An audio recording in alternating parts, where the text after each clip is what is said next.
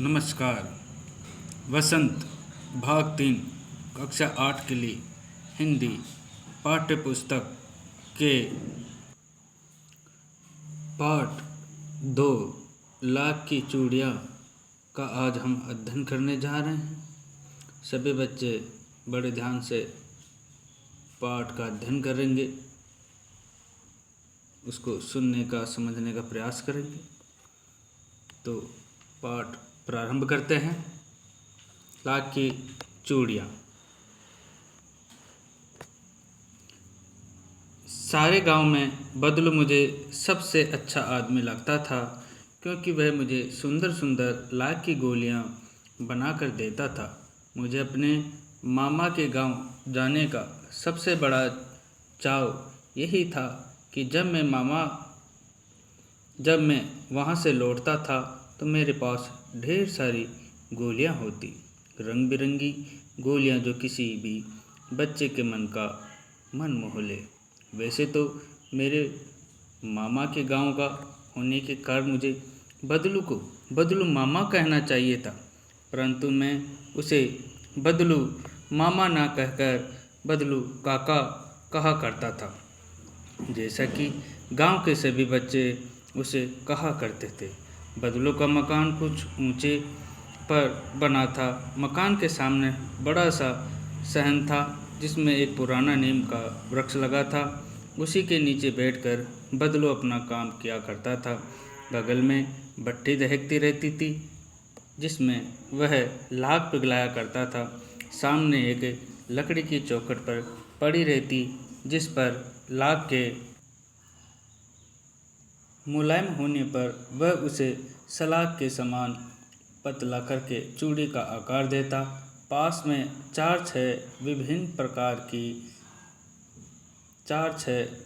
आकार की बेलन नुमा मुंगेरियाँ रखी रहती, जो आगे से कुछ पतली और पीछे से मोटी होती। लाख की चूड़ी का आकार देखकर वह उन्हें मुंगेरियों पर चढ़ाकर गोल और चिकना बनाता और तब एक एक कर पूरे हाथ की चूड़ियाँ बना चुकने के पश्चात वह उन पर रंग करता। बदलू ये कार्य सदा ही एक मचिए पर बैठ के किया करता था। बच्चों, जब बदलू काम करता तो एक बैठने का कुर्सी नुमा साधन हुआ करता था, जिसको पहले मचिया कहा जाता था। तो आगे देखिए, जो बहुत ही पुरानी थी।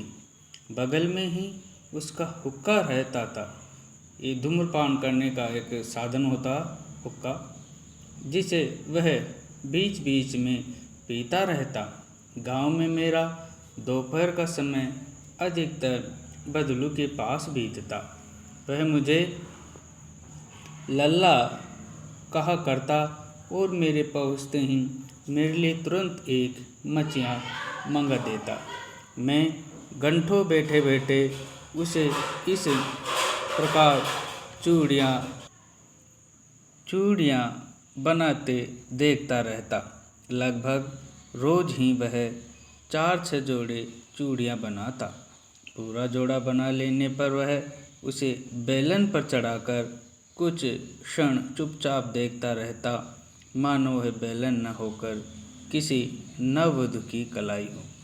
अर्थात चूड़ियों के प्रति बदलू चाचा का जो लगाव है वह बहुत ही श्रेष्ठ स्तर तक पहुंच चुका था। वो उनका हार्दिक व्यवसाय था। मन लगा करके बदलू चाचा अपने कार्य को किया करता था।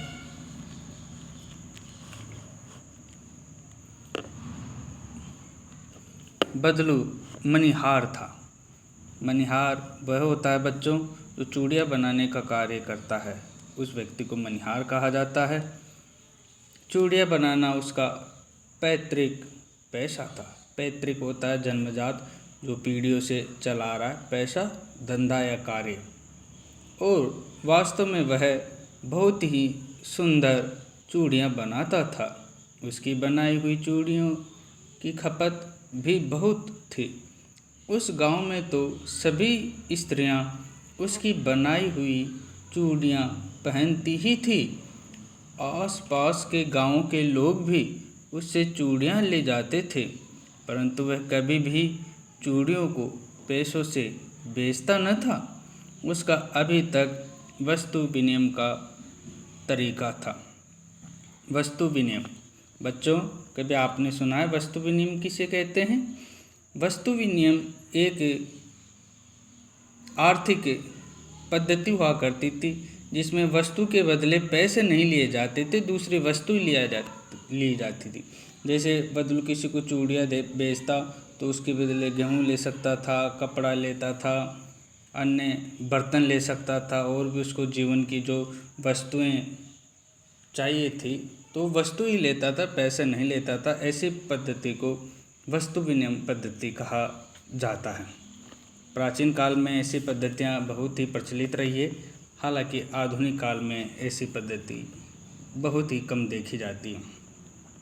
आगे देखिए बच्चों, और लोग अनाज के बदले उससे चूड़ियाँ ले जाते थे। बदलू स्वभाव से बहुत सीधा था। मैंने कभी भी उसे किसी से झगड़ते नहीं देखा। हाँ, शादी विवाह के अवसरों पर वह अवश्य जिद कर पकड़ जाता था। जीवन भर चाहे कोई उससे मुफ्त की चूड़ियाँ ले, परंतु वह विवाह के अवसर पर वह सारी कसर निकाल लेता था। आखिर सुहाग के जोड़े का महत्व ही और होता है। मुझे याद है, मेरे मामा के यहाँ किसी लड़की के विवाह पर जरा सी बात पर बिगड़ गया था, और फिर उसको मनाने में लोहे लग गए थे, अर्थात उसे बड़ी मुश्किल से मनाया गया था। विवाह में इसी जोड़े का मूल्य इतना बढ़ जाता था कि उसके लिए उसकी घरवाली को सारे वस्त्र मिलते थे, अर्थात उसकी पत्नी को भी पहनने के लिए इस चूड़े के बदले वस्त्र मिला करते थे। और क्या मिलता था बच्चों? ढेरों अनाज मिलता, उसको अपने लिए पगड़ी मिलती, और रुपए जो मिलते सो अलग।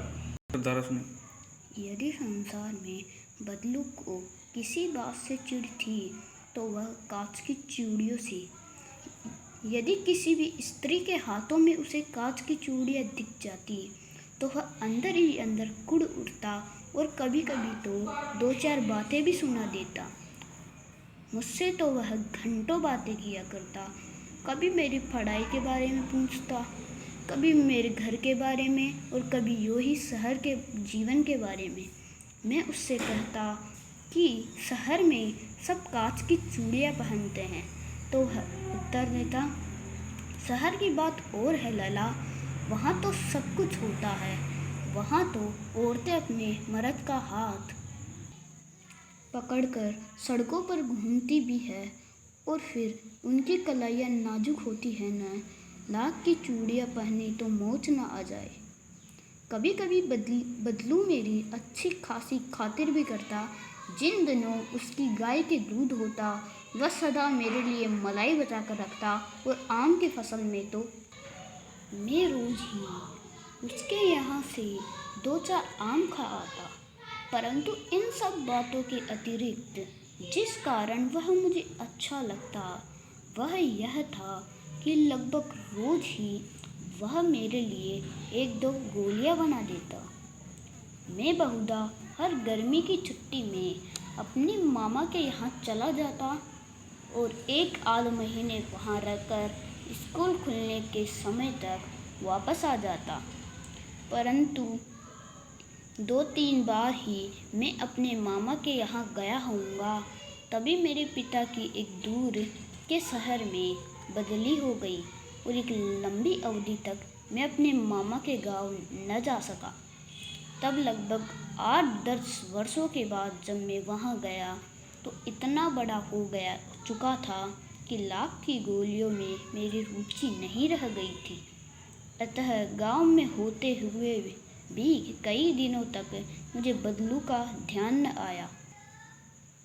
इस बीच मैंने देखा कि गांव में लगभग सभी स्त्रियां कांच की चूड़ियां पहने हैं। विरले ही हाथों में मैंने लाख की चूड़ियां देखी। तब एक दिन सहसा मुझे बदलू का ध्यान हो आया। बात यह हुई कि बरसात में मेरे मामा की छोटी लड़की आंगन में फिसलकर गिर पड़ी और उसके हाथ की कांच की चूड़ी टूटकर उसकी कलाई में घुस गई और उससे खून बहने लगा। मेरे मामा उस समय घर पर न थे। उसकी मरहम पट्टी करनी पड़ी। तभी सहसा मुझे बदलू का ध्यान हो आया और मैंने सोचा कि उससे मिल आऊं। अतः शाम को घूमते घूमते उसके घर चला गया। बदलू वही चबूतरे पर बैठे नीम के नीचे एक खाट पर लेटा था। नमस्ते बदलू काका, मैंने कहा। नमस्ते भैया, उसने मेरी नमस्ते का उत्तर दिया और उठकर खाट पर बैठ गया। परंतु उसने मुझे पहचाना नहीं और देखकर मेरी ओर निहारता रहा। मैं हूँ जनार्दन काका, आपके पास से गोलियां बनवा कर ले जाता था। मैंने अपना परिचय दिया। बदलू फिर भी चुप रहा, मानो वह अपने स्मृति पटल पर अतीत के चित्र उतार रहा हो। और तब वह एकदम बोल पड़ा, आओ आओ लाला बैठो, बहुत दिन बाद गांव आए। हाँ, इधर आना नहीं हो सका काका, मैंने चारपाई पर बैठते हुए उत्तर दिया। कुछ देर फिर शांति रही। मैंने इधर उधर दृष्टि दौड़ाई। न तो मुझे उसकी माचिया ही नजर आई, न ही भट्टी। आजकल काम नहीं करते काका, मैंने पूछा। नहीं लला, काम तो कई साल से बंद है। मेरी बनाई हुई चूड़ियों की कोई पूछे तो तब ना, तो गांव गांव में कांच का प्रचार हो गया है। वह कुछ देर चुप रहा, फिर बोला, मशीन युग है न लला, आजकल सब काम मशीनों से होता है। खेत भी मशीन से जोते जाते हैं और फिर जो सुंदरता कांच की चूड़ियों में होती है, लाख में कहाँ संभव है। लेकिन कांच बड़ा खतरनाक होता है, बड़ी जल्दी टूट जाता है, मैंने कहा। नाजुक तो फिर होता ही है लला। कहते कहते उसे खांसी आ गई और वह बड़ी देर तक खांसता रहा। मुझे लगा उसे दमा है। अवस्था के साथ साथ उसका शरीर ढल चुका था। उसके हाथों और माथे पर नसें उभर आई थी। जाने कैसे उसने मेरी शंका भांप ली और बोला, दमा नहीं है मुझे, फसली खांसी है। यही महीने 2 महीने से आ रही है, 10-15 दिन में ठीक हो जाएगी। मैं चुप रहा। मुझे लगा उसके अंदर कोई बहुत बड़ी व्यथा छिपी है। मैं देर तक सोचता रहा कि इस मशीन युग ने कितने हाथ काट दिए हैं। हाथ काट दिए हैं, इसका अर्थ बच्चों ये हैं कि बहुत से हाथों का इस मशीनी युग ने रोजगार छीन लिया। हाथ काटना अर्थात रोजगार छीन लेना। कुछ देर तक फिर शांति रही, जो मुझे अच्छी नहीं लगी। आम की फसल कैसी है काका? कुछ देर पश्चात मैंने बात का विषय बदलते हुए पूछा। अच्छी है लला, बहुत अच्छी है, उसने लहक कर उत्तर दिया और अंदर अपनी बेटी को आवाज़ दी, अरे रज्जो, लल्ला के लिए आम तो ले आ। फिर मेरी ओर मुखातिब होकर बोला, माफ़ करना लला, तुम्हें आम खिलाना भूल गया था। नहीं नहीं काका, आम तो इस साल बहुत खाए हैं। वाह वाह, आम खिलाए बिना कैसे जाने दूंगा तुमको। मैं चुप हो गया। मुझे वे दिन याद हो आई जब वह मेरे लिए मलाई बचा कर रखता था। गाय तो अच्छी है न काका? मैंने पूछा। गाय कहाँ है लला, 2 साल हुए बेच दी, कहाँ से खिलाता। इतने में रज्जो, उसकी बेटी, अंदर से एक डलिया में ढेर से आम ले आई। यह तो बहुत है काका, इतने कहाँ खा पाऊंगा, मैंने कहा। वाह वाह, वह हंस पड़ा। शहरी ठहरे न, मैं तुम्हारी उम्र का था तो इसके चौगुने आम एक बखत में खा जाता था। आप लोगों की बात और है, मैंने उत्तर दिया। अच्छा बेटी, लला को 4-5 आम छाट कर दो, सिंदूरी वाले देना। देखो लला कैसे हैं, इसी साल यह पेड़ तैयार हुआ है। रज्जो ने 4-5 आम अंजुली में लेकर मेरी ओर बढ़ा दिए। आम लेने के लिए मैंने हाथ बढ़ाया तो मेरी निगाह एक क्षण के लिए उसके हाथों पर ठिठक गई। ठिठक गई का अर्थ है उस जगह पे रुक गई। गोरी गोरी कलाइयों पर लाख की चूड़ियाँ बहुत ही फब रही थी। फब रही थी अर्थात बहुत ही जच रही थी, सुंदर लग रही थी। बदलू ने मेरी दृष्टि देख ली और बोला, यही आखिरी जोड़ा मैंने बनाया था जमींदार साहब की बेटी के विवाह पर। 10 आने पैसे मुझको दे रहे थे। आने पैसे का मतलब बच्चों जानते हो आप? 1 रुपये में कितने आने होते हैं? बिल्कुल सही पहचाना, 16 आने होते हैं। पुराने ज़माने में आनों के रूप में ही रुपयों को या रुपये की इकाइयों को जाना जाता था। मैंने जोड़ा नहीं दिया, कहा शहर से ले आओ। मैंने आम ले लिए और खाकर थोड़ी देर पश्चात चला आया। मुझे प्रसन्नता हुई कि बदलू ने हार कर भी हार न मानी। उसका व्यक्तित्व कांच की चूड़ियों जैसा न था कि आसानी से टूट जाए। हार कर भी हार न मानी, इसका अर्थ यह है बच्चों कि मशीनी युग आने के कारण, प्लास्टिक का प्रचार हो जाने के कारण भी बदलू ने अपने सिद्धांतों के साथ कभी भी समझौता नहीं किया, अर्थात हार नहीं मानी। आगे देखिए, उसका व्यक्तित्व कांच की चूड़ियों की जैसा न था। बदलू का जो व्यक्तित्व है वह इतना कमज़ोर नहीं था कि जैसे कांच की चूड़ियाँ टूट जाए वैसे उसके व्यक्तित्व, उसके सिद्धांत आदि टूट जाए। इसलिए यहाँ पे बात आई है कि उसका व्यक्तित्व बहुत ही मजबूत था। कामतानाथ द्वारा रचित ये कहानी जीवन में बहुत कुछ सीखने की प्रेरणा देती है। कहाँ बोलो?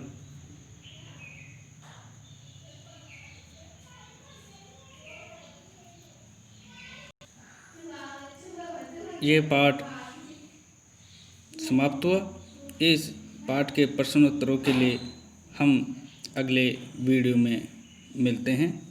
तब तक इस पाठ को अच्छी तरह से याद कर करके अपने दोस्तों को, अपने साथियों को और अपने परिवारजनों को सुनाने का प्रयास करें। प्रश्नोत्तरों के लिए मिलते हैं हमारे अगले वीडियो में।